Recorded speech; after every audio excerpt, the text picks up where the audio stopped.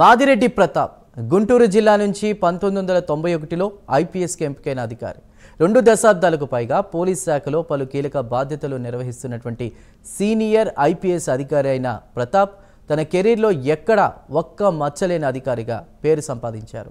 మూర్తి భవించిన నిజాయితీ, ముక్కుసూటిదనం ఉన్నటువంటి అధికారిగా పేరున్న ప్రతాప్ తన ఉద్యోగ బాధ్యతలలో భాగంగా పలు వైవిధ్యమైన బాధ్యతలను నిర్వర్తించారు.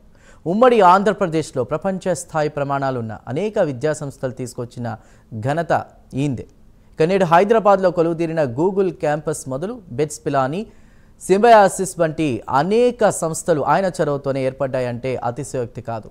కాలం చెల్లిన నేర విచారణ పద్ధతులకు స్వస్తి చెప్పి పోలీసు శాఖకు టెక్నాలజీ మెరుగులు దిద్దిన పోలీసు అధికారిగాను ప్రతాప్ గుర్తింపు పొందారు. లక్షల కోట్ల విలువైన సంస్థలు, కంపెనీలు తెలుగు నేల మీద ప్రతిష్ఠించిన ఈ అధికారిపై ఎక్కడా అవినీతి ఆరోపణలు కానీ, ఆయన నిర్ణయాలను శంకించిన దాఖలాలు కానీ లేకపోవడం విశేషం.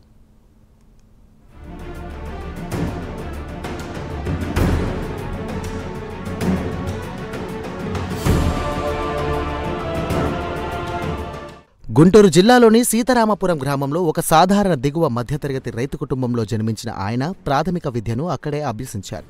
అనంతరం నేటి పల్నాడు జిల్లాలోని నరసరావుపేట ఎస్ఎస్ఎన్ కాలేజీలో ఇంటర్ విద్య పూర్తి చేశారు. చదువులో ముందు నుంచి చురుకైన విద్యార్థిగా గుర్తింపు పొందిన ప్రతాప్ నాటి రాష్ట్ర స్థాయి ఇంజనీరింగ్ ప్రవేశ పరీక్షల్లో 139వ ర్యాంకు సాధించి ఆంధ్ర యూనివర్సిటీలో ఎలక్ట్రానిక్ ఇంజనీరింగ్ పూర్తి చేశారు.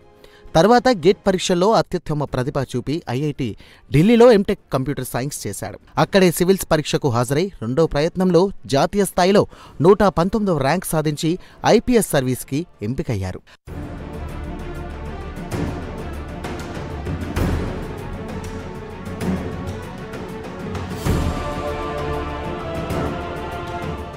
(1993లో నర్సీపట్నంలో ఏఎస్పీగా తొలి బాధ్యతలు తీసుకున్న ప్రతాప్ తర్వాతి రోజుల్లో ఆదిలాబాద్, బెల్లంపల్లి, సిద్దిపేటలో అడిషనల్ ఎస్పీగా, విజయనగరం ఎస్పీగా, గ్రేహౌండ్స్ గ్రూప్ కమాండర్గా సేవలందించారు. సుదీర్ఘకాలం గ్రేహౌండ్స్ ఆపరేషన్లో పనిచేసి మావోయిజానికి చెక్ పెట్టి యువతను ప్రధాన జీవన స్రవంతిలోకి మరలించే యత్నం చేస్తూ వచ్చిన ప్రతాప్ తర్వాతి కాలంలో సెలవు మీద అమెరికా వెళ్లి యూనివర్సిటీ ఆఫ్ పెన్సిల్వేనియాలో ప్రముఖ వార్టన్ స్కూల్లో ఎంబీఏ పూర్తి చేశారు.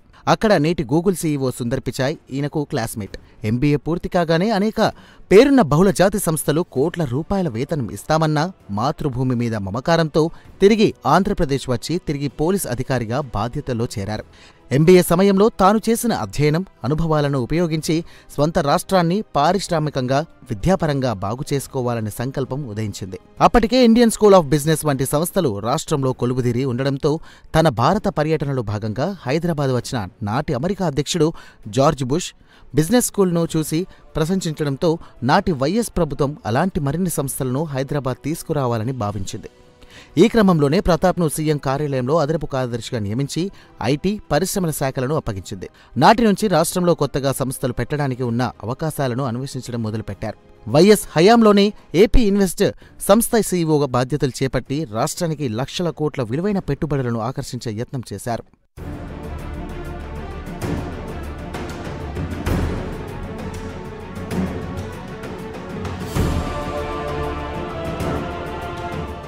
పలు పరిశ్రమల అధినేతలను సంప్రదించి వారికి హైదరాబాద్లో ఉన్న అవకాశాలను వివరించి ఆయా సంస్థలను ఇక్కడికి తరలివచ్చేలా చేయగలిగారు. హైదరాబాద్లో గూగుల్, ఫేస్బుక్, ఇన్ఫోసిస్ కంపెనీల ఏర్పాట్లో కీలక పాత్ర పోషించారు. అలాగే ఆదిపట్లలోని Infosys campus, ICICI financial centre, bits Pilani campus, Tata institute of fundamental research కొత్తూరులో, Symbiosis, Tata institute of social service జడ్చర్లలోని నర్సీమోంజీ institute of management studies, గచ్చిబౌలిలోని TERI the energy resources institute, శంషాబాద్లోని IMT Ghaziabad వంటి ప్రముఖ వైద్య పరిశోధనా సంస్థలు హైదరాబాద్కు వచ్చేలా చేశారు. గ్రామీణ ప్రాంతాల్లో తెలుగు మీడియంలో చదువుకునే ప్రతిభావంతులైన విద్యార్థులకు ఉన్నత స్థాయి ప్రమాణాలున్న ఇంజనీరింగ్ విద్యను ఉచితంగా అందించాలనే సంకల్పంతో బాసర, నూజివీడు, ఇడుపులపాయల్లో ట్రిపుల్ ఐటీ సంస్థల నిర్మాణానికి ప్రతాప్ ప్రతిపాదకలు ఏర్పరిచారు.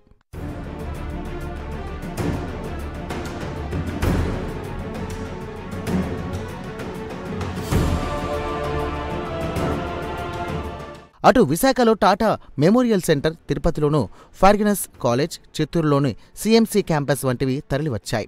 అలాగే విశాఖలో 26,000 మందికి ఉపాధినిస్తున్న బ్రాండ్రిక్ సంస్థను తీసుకురాగలిగారు.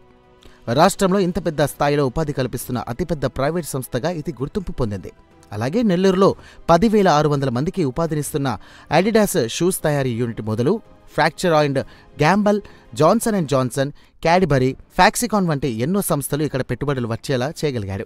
చెన్నైలోని మహీంద్రా వరల్డ్ సిటీ పేరుతో 6,500 ఎకరాల్లో ఇండస్ట్రియల్ పార్క్ ఏర్పాటులోనూ కీలక పాత్ర పోషించారు. నేడు అక్కడ 165 సంస్థలు పనిచేస్తుండగా 60,000 మంది ఉద్యోగులు ఉన్నారు.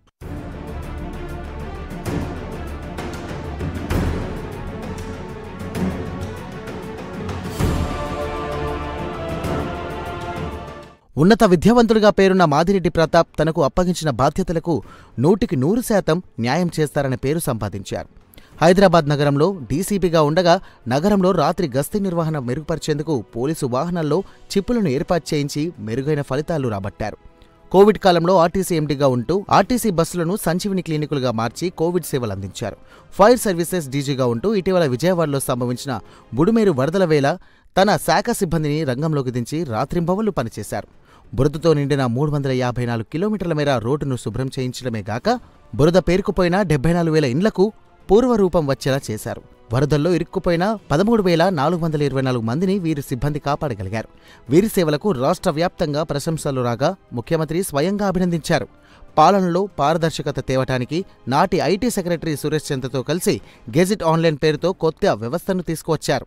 దీని సాయంతో గవర్నమెంట్ జీవోలకు నంబర్లు ఇవ్వడం మొదలు ఎప్పటికప్పుడు ప్రభుత్వ నిర్ణయాలను ప్రజలు తెలుసుకుని ఏర్పాటు చేశారు.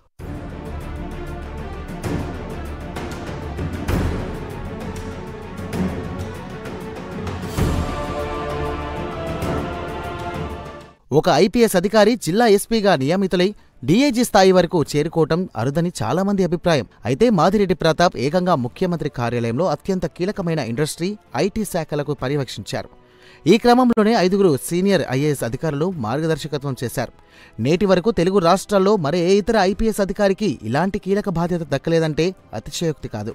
తర్వాతి రోజుల్లో ఏపీఎస్పీ డీజీగా, ఏపీఐసీసీ, ఏపీఎస్ ఆర్టీసీ సంస్థలకు ఎండీగా, కమిషనరే ప్రింటింగ్, స్టేషనరీగా సేవలందించారు. ఇక ప్రస్తుతం ఆంధ్రప్రదేశ్ ఫైర్ సర్వీస్ డీజీగా బాధ్యతలు నిర్వహిస్తున్నారు. అంతేకాదు తాను నమ్మిన మార్గంలో పయనిస్తూ 100% పారదర్శకతతో పనిచేసే మచ్చలేని పోలీసు ఉన్నతాధికారిగా ఆయన పేరు గడించారు. నేటికి అంతే ఉత్సాహంతో తన శాఖల్లో కొత్తదనాన్ని తెచ్చేందుకు తప్పిస్తూనే ఉన్నారు.